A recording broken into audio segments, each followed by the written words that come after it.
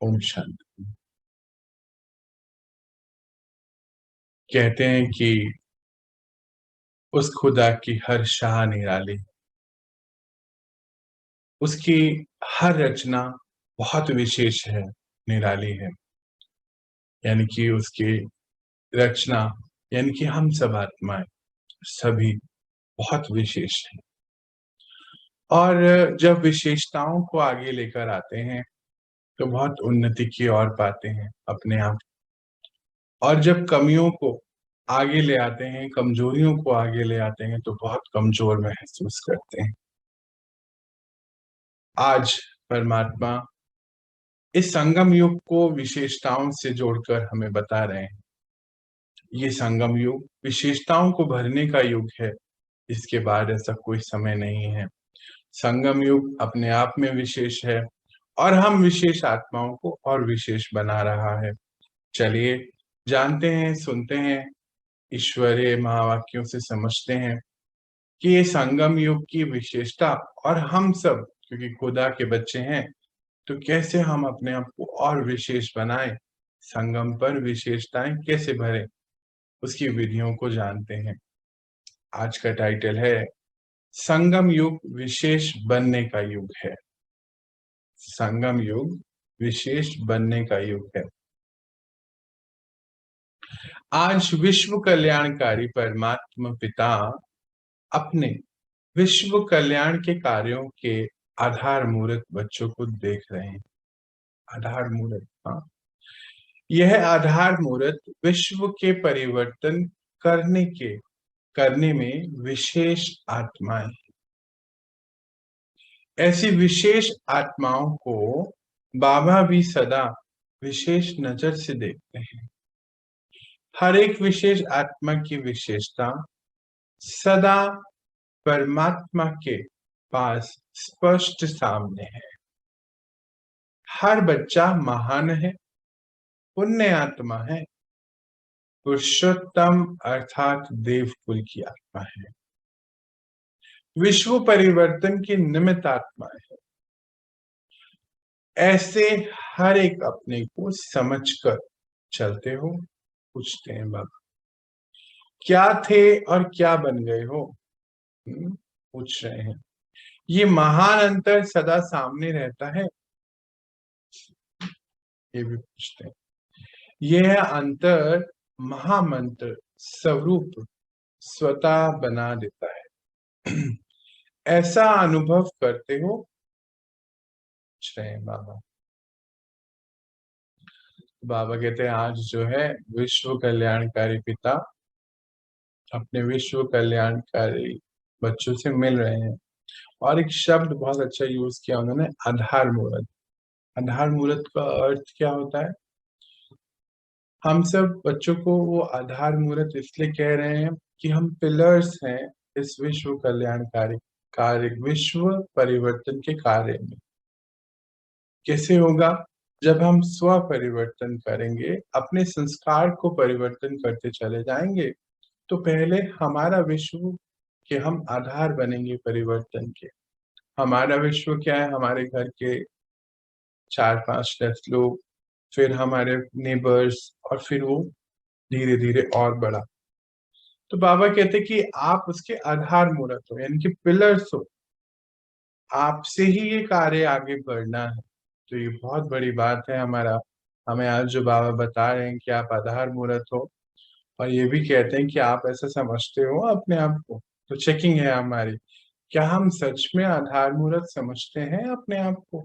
बाबा तो हमें बता रहे हैं, हम समझते हैं कि नहीं समझते वो इम्पोर्टेंट है।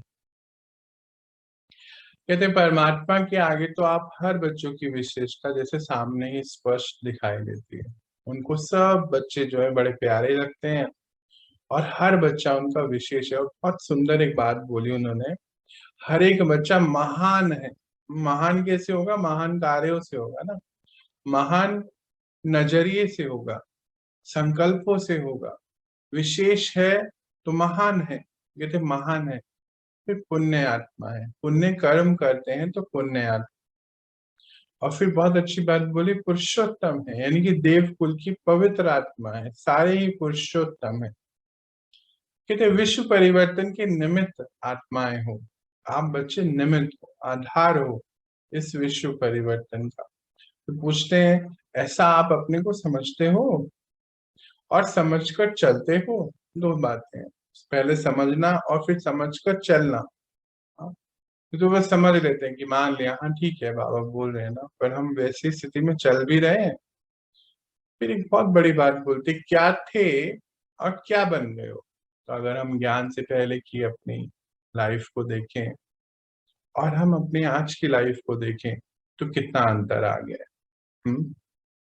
कई बार कई लोग कहते हैं कि हमें तो परमात्मा, हम भूल जाते हैं, याद नहीं रहते। पर अगर हमें परमात्मा से जो प्राप्तियां, अनुभव हुए, प्यार इतना उनसे हमें मिला, और इस प्यार के आधार से हमने अपने आप को कितना परिवर्तन किया और कितनी प्राप्तियां हुई, गुणों की, शक्तियों की, शांति की, सुख की, वो प्राप्तियों को ही अगर हम याद करें तो भगवान को भूल नहीं सकते हैं। उनसे हमें कितनी महान प्राप्तियां हुई। तो कहते हैं यही अंतर आपका महामंत्र है। महामंत्र मीन्स सदा बाबा से कनेक्ट होने का मंत्र यही है कि बाबा से हमें कितनी प्राप्तियां दिन प्रतिदिन होती जा रही हैं। तो कहते हैं उसके स्वरूप बन गए हो कि नहीं बने हो, ऐसा अनुभव करते हो कि सच में आप विशेष आत्मा हो, महान आत्मा हो, पुण्य आत्मा हो। आगे देखते हैं बाबा क्या कह रहे हैं। जैसे बाबा के सामने सदा हर एक बच्चा विशेष आत्मा के रूप में सामने ही रहता है, वैसे आप सब भी अपनी विशेषता और सर्व की विशेषता यही सदा देखते हो, पूछते हैं। सदा कीचड़ में रहने वाले कमल को देखते हो, वह कीचड़ और कमल दोनों को देखते हो। फिर से पूछते हैं, कहते आप बच्चे अपनी विशेषता को सामने रखते हो, जैसे बाबा के सामने, परमात्मा के सामने आप बच्चों की विशेषताएं रहती हैं हमेशा। आप ऐसी विशेषता को रखते हो, पहली बात। फिर कहते अपनी भी और औरों की भी, इंपॉर्टेंट बात। हाँ, सेकंड बात कि अपनी भी विशेषता और हमारे आसपास सब जितने भी हैं उनकी विशेषता। नॉर्मली क्या होता था ज्ञान से पहले, चेक करो, हम उनके लिए उनकी क्या देखते थे, कमियां देखते थे ना। तो मन में क्या रहता था, बुद्धि में क्या रहता था, उनकी कमियां रहती थी। और कमियों की वजह से, कमियां रखते रखते हम डिप्लीट हो रहे थे। याद है ना लॉ, कि किसी कोई कोई गिल्ट, कोई ग्रजेस, कोई नेगेटिव बात, किसी की कोई कमी जब हम अपनी बुद्धि में रखते हैं, उससे आत्मिक शक्ति कमजोर, क्षीण होती चले जाती है, डिप्लीट होती चले जाती है। उसी की बजाय अगर कोई विशेषता, कोई पॉजिटिव बातें, कोई गुण आत्मा के, अगर हम उसको अपनी बुद्धि में रखते हैं, तो हम आत्मा शक्तिशाली होते चले जाते हैं। बहुत याद रखना है इस बात को, लॉ है ये। किसी के लिए कोई गलत बात, कोई गलत इंफॉर्मेशन, बाबा क्या कहते हैं, अभी बाबा क्या करते हैं, हाँ कर संगम पर हमारी इस बुद्धि रूपी पात्र को सोने का बनाते हैं। और सोने के बर्तन में ही, कहते हैं शेरनी का दूध ना सोने के बर्तन में ठहर सकता है। तो बुद्धि को सोने का बनाते हैं। सोने का बनाने का अर्थ ये है कि सारी इम्प्योरिटीज दूर करते हैं और फिर उसमें ज्ञान रूपी दूध डालते हैं। शिवलिंग पे क्या चढ़ाते थे, याद करो भक्ति मार्ग में, दूध चढ़ाते हो ना, तो वो दूध जो है, ज्ञान रूपी दूध जो है, हमारी बुद्धि में डालते हैं। उससे हम क्या बनते हैं, शिव के समान बन जाते हैं। यही तो बाबा कारोबार कर रहे हैं आके। और क्या कारोबार है उनका, यही तो है।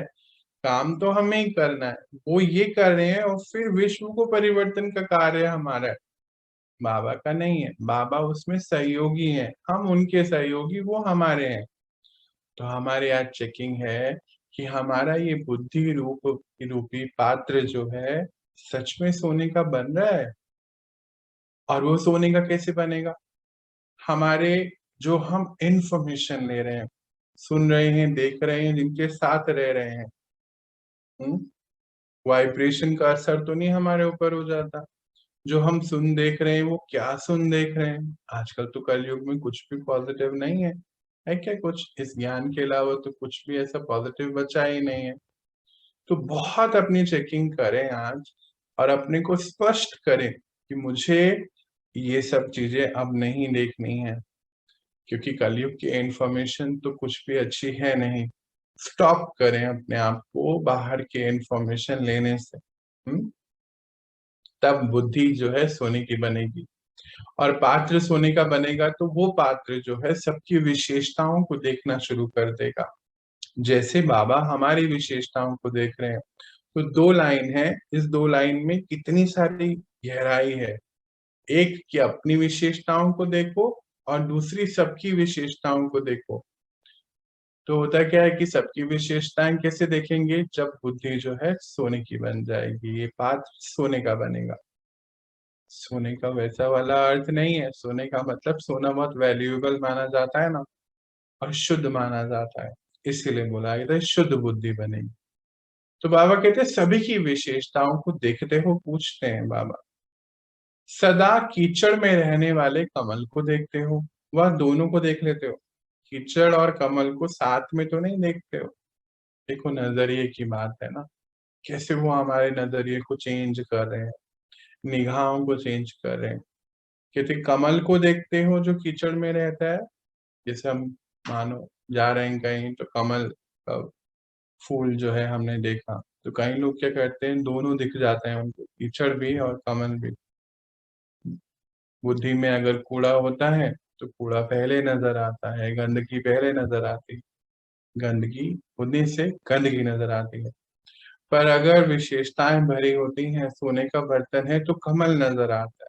बुद्धि वो ही है, सभी के पास है, बस इस नजरिए को शिफ्ट करना है। फिर दोनों तो नहीं देख लेते हो ना, एक ही देखना है, कमल को। आगे देख बाबा की कैसे हमारा ध्यान खिंचा रहे हैं इन बातों पर बाबा आज। बड़े ध्यान से सुनते जाना है इसको। संगम युग तो है ही विशेष युग, और इसी विशेष युग में आप सर्व विशेष आत्माओं का विशेष पाठ है। क्योंकि बाबा के सहयोगी विशेष आत्माओं का कर्तव्य क्या होता है? पूछते हैं बाबा। सर्व की विशेषता द्वारा विशेष कार्य में रहना, अर्थात अपनी विशेषता का सिर्फ मन में व मुख से वर्णन नहीं करना, लेकिन विशेषता द्वारा कोई विशेष कार्य कर दिखाना। जितना अपनी विशेषता को मनसा व वाचा और कर्मणा की सेवा में लगाएंगे, तो वही विशेषता विस्तार को पाती जाएगी। सेवा में लगाना अर्थात एक बीज से अनेक फल प्रकट करना।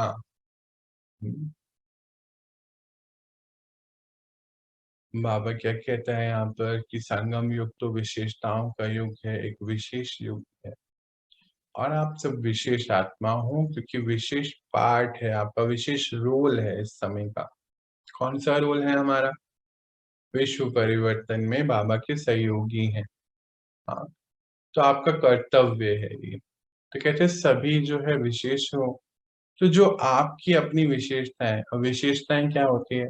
किसी की विशेषता होती है कि वो बहुत हिम्मत वाला है, किसी की विशेषता होती है कि वो ज्ञान बहुत अच्छा सुनाता है, किसी की विशेषता होती है कि वो काउंसलिंग बहुत अच्छी कर सकता है, किसी को बहुत अच्छा मार्ग दिखा सकता है, किसी की विशेषता होती है कि वो ध्यान बहुत अच्छा करते हैं और करा सकते हैं। कहते हैं ये सारी विशेषताएं, किसी की विशेषताएं होती हैं जो गुण मूर्त है, धारणा मूर्त है। ये सारी विशेषता अपने मनसा और फिर वाणी में लाना, और फिर उसको सेवा में लगा देना।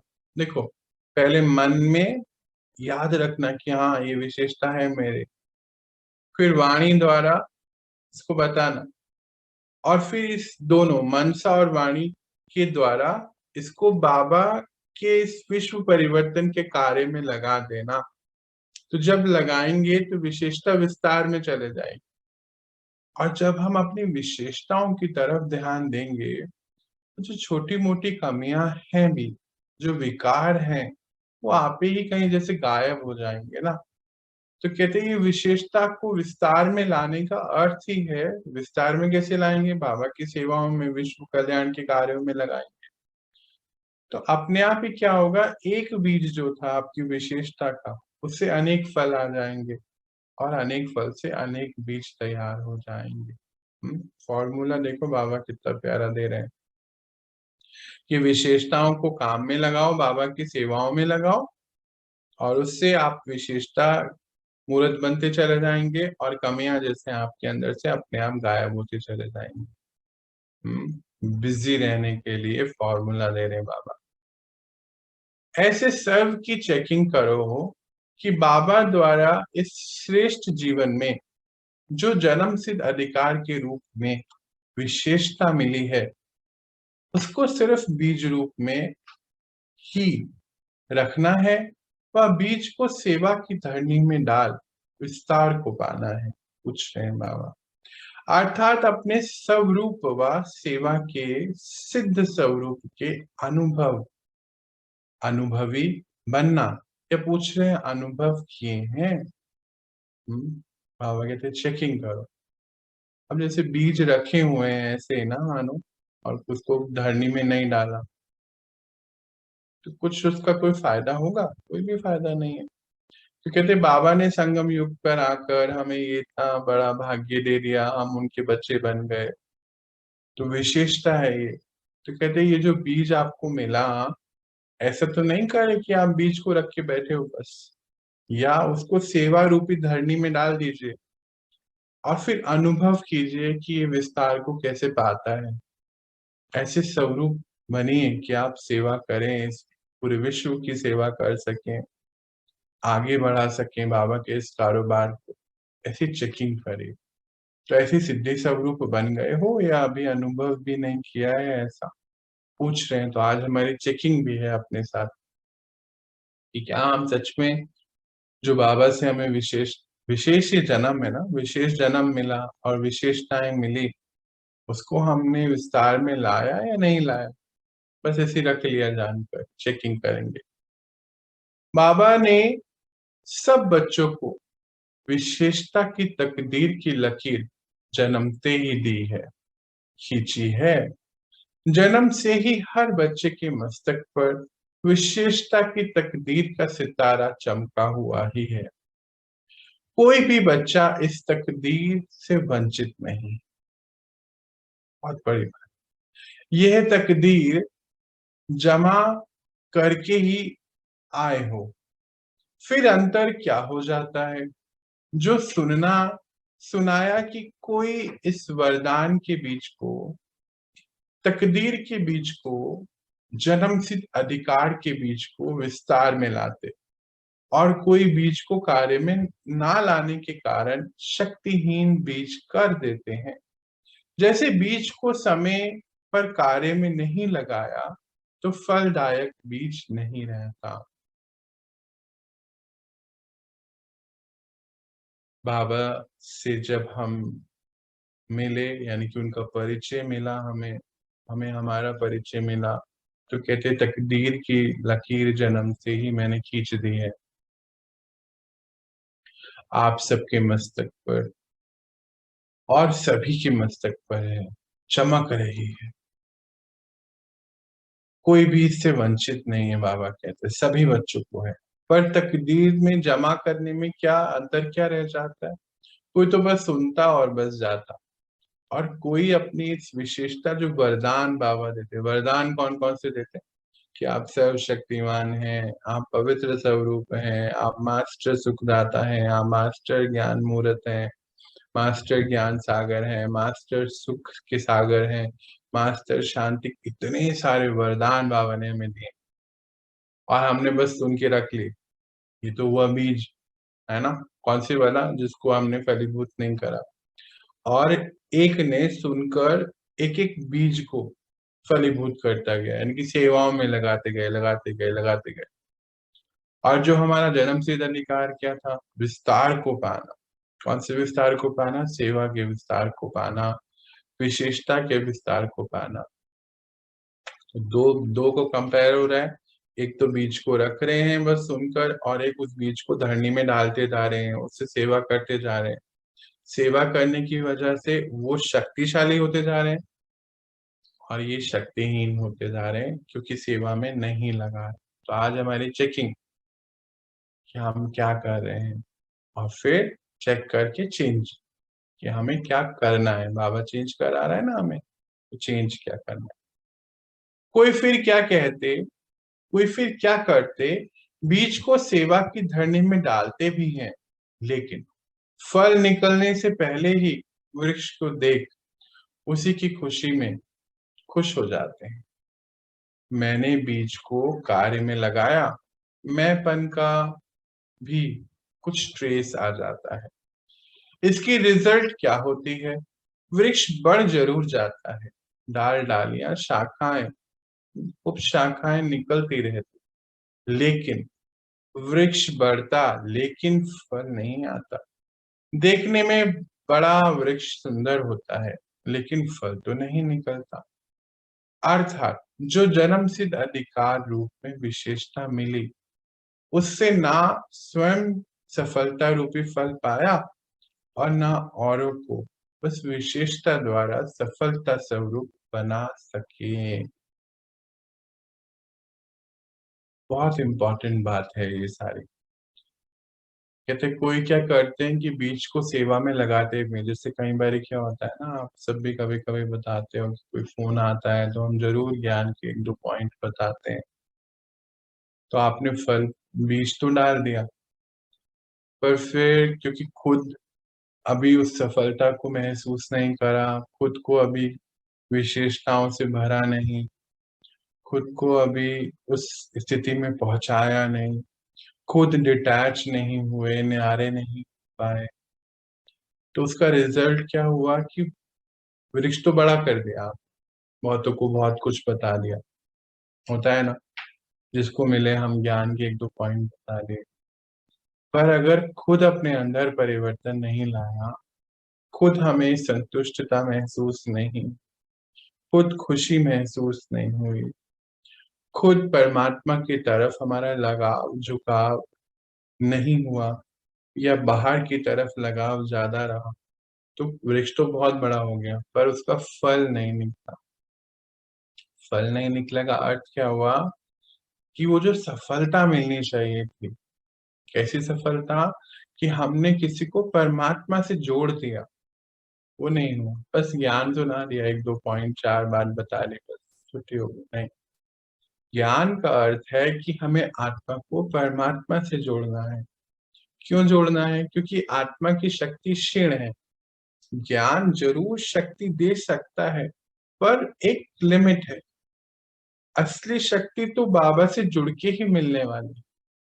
यानी कि परमात्मा को परमात्मा के बच्चों से मिलाना ही इस ज्ञान का पूरा कार्य है। यही सेवा है संगम पर, कि हम हर बच्चे को उसके पिता से मिला सकें। तो हमने वृक्ष तो पूरा भरपूर, बाबा कहते डाल डालियां सब निकल गई हैं, सब कुछ हो गया, और सफलता नहीं है क्योंकि बीज से फल नहीं निकला। फल क्या है? हर बच्चे को पिता से जोड़ने का, अपने आप से नहीं, उनसे जोड़ने का। तो आज हमारी चेकिंग है बैठकर कि हम क्या कर रहे हैं और बाबा हमें कौन सा डायरेक्शन दे रहे हैं, और हमें शिफ्ट करना है, परिवर्तन करके क्या चेंज करके क्या करना है। तो कहते हैं कि ना तो औरों को सफलता दिला पाएंगे, और क्योंकि खुद सफलता महसूस नहीं करी, और को भी सफल नहीं कर सकते। खुद भी ज्ञान सुनते और जाते, औरों को भी सुना देते हैं चार पांच पॉइंट, तो उससे कोई छोड़ने वाला नहीं। तो चेकिंग हमारी, हाँ, जब तक हम धारण नहीं करेंगे तब तक हम विशेष नहीं बन सकते हैं, विशेषताओं को और बढ़ा नहीं सकते, उसका सफलता नहीं मिलेगी। विशेषता के बीच का सबसे श्रेष्ठ फल है संतुष्टता। बहुत इंपॉर्टेंट बात है संतुष्टता। इसीलिए आजकल के भक्त संतोषी माँ की पूजा ज्यादा करते हैं। चेक करो अपने आसपास, होता है ना, संतोषी माता के व्रत बहुत रखने लगे हैं, पूजाएं बहुत होने लगी। बाबा देखो कैसे हमारे थॉट्स को रीड करके बताते हैं, जो चल रहा होता है वो आ जाता है चैप्टर में। सो तो संतुष्ट रहना और सर्व को संतुष्ट रखना, यही विशेष युग संगम युग की विशेष फल। कई बच्चे ऐसे फलदायक नहीं बन, वृक्ष को विस्तार अर्थात सेवा का विस्तार तो बहुत बड़ा बना देते हैं, पर संतुष्टता ना होने के कारण वो फल, वो वृक्ष किस काम का है। हम्म, अभी बात हो रही थी ना कि दो चार ज्ञान के पॉइंट सुना दिए, बस सोचा कि हम सेवा कर रहे हैं, पर अगर हम खुद संतुष्ट नहीं हैं, मतलब संतुष्टता का अर्थ कैसे हुआ, संतुष्ट क्या होता है, जब हमें इस ज्ञान पे 100% भरोसा, उस परमात्मा पे सच्चा भरोसा, ड्रामा के हर सीन को देखते हुए भरोसा, हर सीन में बस उन्नति, हर सीन में बस श्रेष्ठता को धारण कर रहे हैं, आगे बढ़ रहे हैं, अनेक पेपर आ रहे हैं, आगे बढ़ रहे हैं, इतना पक्का अटूट संबंध परमात्मा से, तो है वो संतुष्टता की निशानी कि हाँ, इस ज्ञान से, भगवान के साथ से मैं आत्मा अपने आप को तृप्त करते जा रही हूँ, संतुष्ट होते जा रही। पर अगर हम संतुष्ट नहीं, तो फिर भले इतना बड़ा विस्तार, वो डालियां तो बना ली, पर वो वृक्ष ज्यादा टिक नहीं सकता ना। क्या होता क्या है कि जरा सा भी कुछ होता है, हम खुद परे हो जाते हैं ज्ञान से। छोटी छोटी बात, हाँ, सुनने में क्या आता है कि हम सुबह उठ नहीं पा रहे हैं, तो ज्ञान से हम परे हो गए। तो जब हम खुद ऐसा कर रहे हैं, तो हम किसी को क्या हम करा सकते हैं, ये आज हमारी चेकिंग है। तो बाबा कहते हैं कि विस्तार तो करा, पर विस्तार से अगर संतुष्टता नहीं है अपने अंदर, तो फिर वो विस्तार भी कोई काम का नहीं। तो आज हमारी चेकिंग और चेंज। तो विशेषता के वरदान व बीज को सर्व शक्तियों के जल से सींचो। इंपॉर्टेंट बात आ गई, अब करना क्या है, ये तो बाबा ने हमें चेकिंग कराई कि क्या हो रहा है, अब उसको ठीक कैसे करेंगे। तो विशेषता के वरदान व बीज को सर्व शक्ति के जल से सींचो, तो फलदायक हो जाएंगे। नहीं तो विस्तार हुआ वृक्ष भी समय प्रति समय आए हुए तूफान से हिलते हिलते कब कोई डाली टूटती रहेगी। फिर क्या होगा, वृक्ष होगा सूखा, सूखा हुआ वृक्ष हो जाएगा। कहाँ एक तरफ सूखा वृक्ष जिसके आगे बढ़ने का कोई उमंग, उत्साह, खुशी, रूहानी नशा, कोई भी हरियाली है ही नहीं। वह बीज में हरियाली नहीं, वह वृक्ष में उमंग उत्साह नहीं, तो क्या होगा। साथ साथ देखो दूसरी तरफ हरा भरा फलदायक वृक्ष, कौन सा अच्छा लगेगा। इसीलिए बाबा ने विशेषता के वरदान को, शक्तिशाली बीज सब बच्चों को दिया है। विशेषता का वरदान, शक्तिशाली बीज सब बच्चों को दिया है। सिर्फ विधि पूर्वक फलदायक बनाओ। बाबा कहते हैं जो बीज आप बो रहे हो उसको सर्व शक्तियों के जल से सिंचाई करो, मतलब बाबा के साथ योग लगाकर अपने अंदर बल भरते चले जाओ। बल क्या भरना है, कौन सा होना चाहिए, वो वृक्ष कैसा दिखना चाहिए, उमंग उत्साह वाला। कुछ भी आ जाए, चाहे कोई परिस्थिति हो, कोई पेपर हो, उमंग उत्साह उसके अंदर होना चाहिए, हरियाली होनी चाहिए, और आगे बढ़ने का नशा, रूहानी नशा साथ साथ होना चाहिए। नहीं तो होता क्या है, देखते हैं ना, कई बार ज्ञान हम सुना देते हैं और बोझा बहुत होता है, खुद के अंदर भी कोई उमंग उत्साह नहीं, कोई खुशी नहीं, कुछ नहीं है, तो वो क्या हुआ, बाबा के तो सूखा हुआ वृक्ष हो गया ना।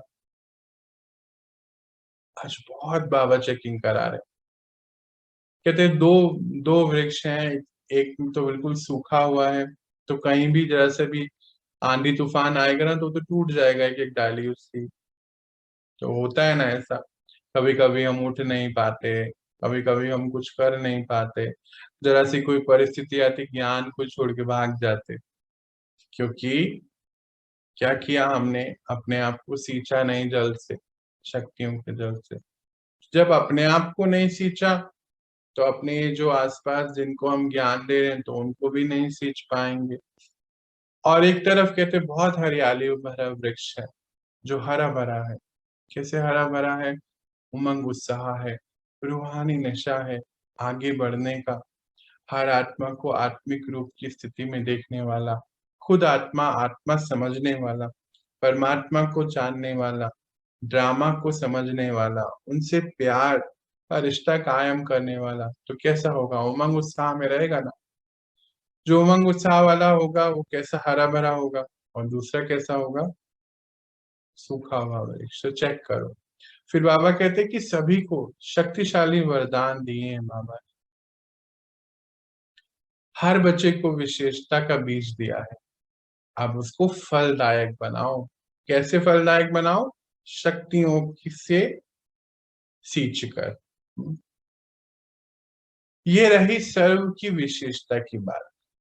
जब आत्माओं के संबंध संपर्क में आते हो तो परिवार के संपर्क में आते हर एक की विशेषता को देखो, क्योंकि पूरा विश्व एक ईश्वरीय परिवार है, अर्थात विशेष आत्माओं का परिवार है। विशेषता देखने की ही दृष्टि धारण करो, अर्थात विशेष चश्मा पहन लो।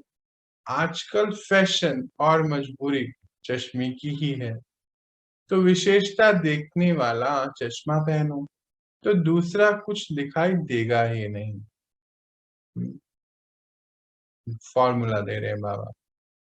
कहते हैं आज, अब कल बोल रहे थे ना कि याद है ना, संकल्प, बोल, कर्म, संबंध, संपर्क सब में श्रेष्ठ। अब वो कल बात हो रही थी जब हमारे संकल्पों की बात हो रही थी, बोल की, कर्म की बात हो रही थी। अब एक्सटेंशन में चले गए बाबा आज, संबंध, संपर्क, वो कैसे विशेष होगा? तो कहते जब किसी भी आत्मा से मिलते हो तो ये याद रखो कि आप ईश्वरीय परिवार से मिले हो। कितनी देखो श्रेष्ठ बात है कि पूरा विश्व एक ईश्वरीय परिवार है ना। सभी तो आत्माएं बाबा के बच्चे हैं ना। तो कहते किसी से भी संपर्क में आते हो तो क्या करो? विशेषताओं को देखो, क्योंकि आप सब विशेष परिवार के बच्चे हो। किसका परिवार है? ईश्वर का है। तो विशेषताएं कैसे देखो? कह रहे ये दृष्टि धारण करो कि बस विशेषता देखो, और उस विशेषताओं को फिर आगे बाबा के कार्यों में लगाओ। कहते चश्मा पहन लो विशेषताओं का। तो कहते आजकल या तो फैशन से पहनते हैं, या फिर जैसे एज बढ़ती है तो मजबूरी हो जाती है, चश्मा पहनना पड़ता है, आंखें वीक हो जाती है। या तो फैशन है या मजबूरी है, तो चश्मा तो पहना हुआ ही है। तो कहते आप सब जो है विशेषताओं का चश्मा पहनो कि दूसरों की विशेषता नजर आए, और कुछ भी नहीं। जब साइंस के साधनों द्वारा लाल चश्मा पहनो तो हरा भी लाल दिखाई दे सकता है। तो इस विशेषता की दृष्टि द्वारा विशेषता ही देखेंगे, कीचड़ को नहीं देखेंगे, कमल को देखेंगे। और हर एक की विशेषता द्वारा विश्व परिवर्तन के कार्य में विशेष कार्य के निमित्त बन जाएंगे। तो एक बात है, अपनी विशेषता को कार्य में लगाओ और विस्तार कर फलदायक बनाओ, एक बात। दूसरी बात है सर्व में विशेषता देखो। देखो, नोट करते जाओ इसको। एक बात, अपनी विशेषता को देखो और कार्य में लगाओ, विस्तार को पाओ, फलदायक बनो। दूसरी बात, सर्व की विशेषताओं को देखो, सभी की जिससे भी मिल रहे हो उसकी विशेषता देखो। तीसरी बात, सर्व की विशेषताओं को कार्यों में लगाओ, मतलब उनको भी परमात्मा का परिचय दो, उनको भी अपना उनका परिचय दो, आत्मा का, ड्रामा का परिचय दो। तो जब आप उनको ऐसा अनुभव कराओगे कि वो आत्मा है, परमात्मा है, भगवान है, हम सब ड्रामा में हैं, तो क्या होगा कि वो जागृत होंगे, वो अपने मैग्नीट्यूड पे आने की कोशिश करेंगे। जब वो जागृत होंगे तो क्या हुआ, सेवा हो गई ना। फिर जब वो एक जागृत हो जाता है तो वो औरों को जागृत कर सकता है ना। अभी क्या हुआ, हम सब अपने परिवार में एक एक जागृत हुए, और अब क्या हुआ कि धीरे धीरे पूरा परिवार भी परिवर्तन की ओर चल रहा है ना। चेक करो कि क्या आपने अपने परिवार को परिवर्तन की ओर लेके जाने की सेवा शुरू करी। क्या सब में विशेषताएं देखते हैं या अभी भी कमियां ही देखते हैं कि वो तो है ही ऐसा, उसको कुछ होने वाला नहीं, ऐसा तो नहीं कर लेते। तो दूसरी बात, सबकी विशेषता देखो। तीसरी बात, सेवा, उसकी विशेषता को कार्य में लगाओ। और चौथी बात, विशेष युग की विशेषता, विशेष युग की विशेष आत्मा हो, इसीलिए सदा विशेष संकल्प बोल कर्म करना है। फिर से आ गया कल वाली बात, जोड़ो यहाँ पर। चौथी बात क्या इंस्ट्रक्शन है, चार बातें। पहली बात रिपीट करते हैं, अपनी विशेषता देखो और सेवा में लगाओ, फलदायक बनाओ। दूसरी बात, सभी की विशेषताएं देखो। तीसरी बात, जो सबकी विशेषताएं देख रहे हो उनको सेवा में लगाओ। वो कैसे लगाएंगे, हमने अभी समझा। और चौथी बात, आप विशेष युग की विशेष आत्मा हो, तो संकल्प, बोल और कर्म हमेशा विशेष होने चाहिए। इसको बहुत धारणा में लाना है। तो क्या हो जाएगा, विशेष समय मिल जाएगा। बड़े इंपॉर्टेंट है। कई लोग कहते हैं ना हमें समय नहीं मिलता है, हम कोशिश तो बहुत करते हैं, समय नहीं मिलता। तो क्या कह रहे हैं बाबा, तो क्या होगा, क्या हो जाएगा, विशेष समय मिल जाएगा। किसके लिए समय मिलेगा, अपनी सफलता करने के लिए समय मिल जाएगा, सेवा करने के लिए समय मिल जाएगा।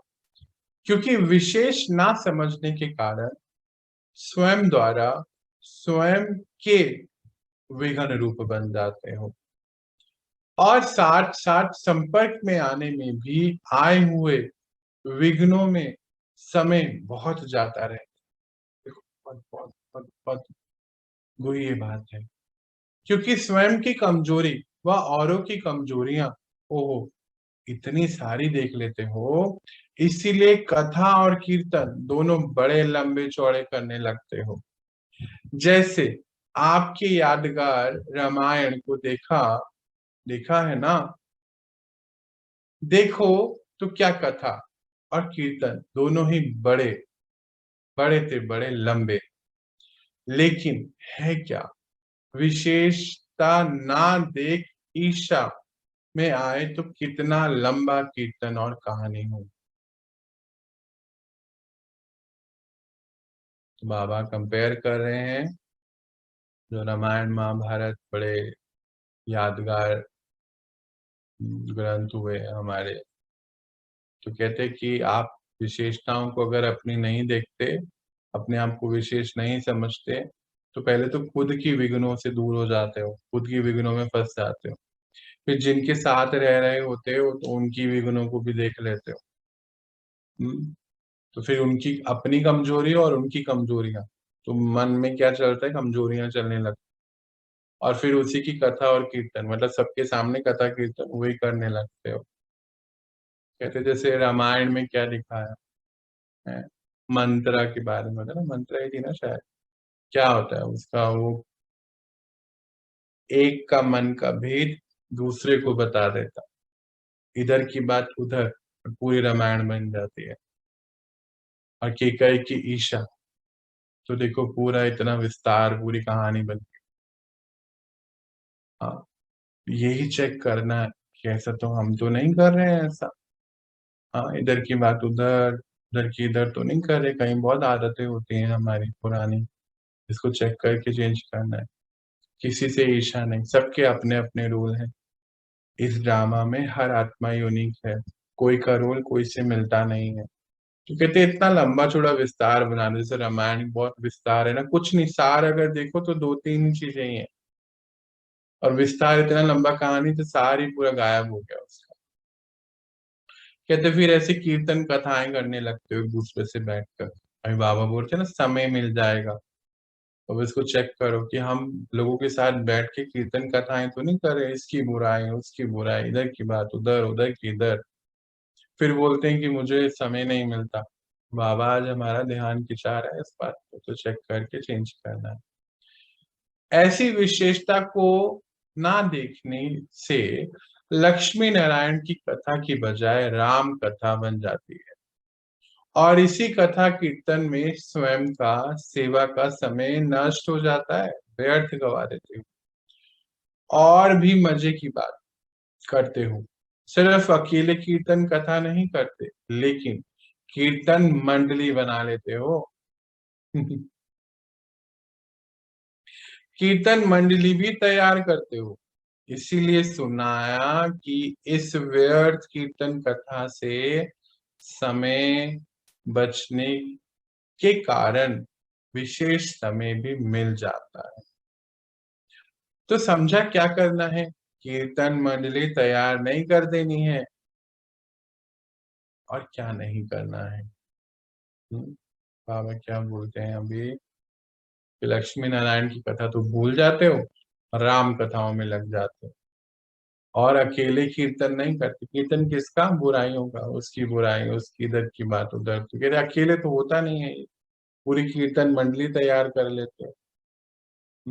फिर कहते हो समय नहीं मिलता। अरे समय इसमें लगाओगे तो समय अपने लिए कैसे मिलेगा आपको? तो कहते नहीं, ऐसे नहीं करो। तो फिर कहते हैं समझ आया क्या करना है और क्या नहीं करना, कीर्तन मंडली तैयार नहीं करनी है। जैसे आजकल की दुनिया में किसी को कहते हो भक्ति का फल प्राप्त करो, सहज योगी बन जाओ, योगी बनो, तो ज्यादा किसमें रुचि रखते हैं? भक्ति के कथा कीर्तन में ज्यादा रुचि रखते हैं ना, मनोरंजन समझते हैं। ऐसे कई विशेष आत्माएं भी व्यर्थ की राम कथाओं की मंडली में व कीर्तन मंडली में बड़ा मनोरंजन समझती हैं। ऐसे समय पर उन आत्माओं को कहो छोड़ो इस कीर्तन को, शांति को धारण करो। तो मानेंगे नहीं, क्योंकि संस्कार पड़ा हुआ है ना, संस्कार पड़ा हुआ है। अब ये कीर्तन मंडली को समाप्त करो ना, क्यों आगे लेकर जा रहे हैं? समझा विशेष आत्माएं क्या करती हैं? विशेष आत्माओं की सभा में बैठे हो ना, तो विशेष हो ना, इसलिए विशेषता को नहीं भूलना। ये तो युग विशेषता का ही है, इसीलिए विशेष युग कहलाता। अच्छा,